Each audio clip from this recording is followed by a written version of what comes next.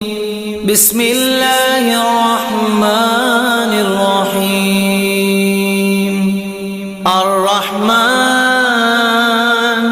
علم القرآن خلق الإنسان علمه البيان.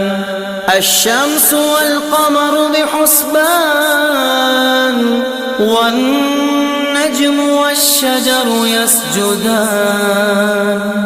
والسماء رفعها ووضع الميزان ألا تطغوا في الميزان وأقيموا الوزن بالقسط ولا تخسروا الميزان. والأرض وضعها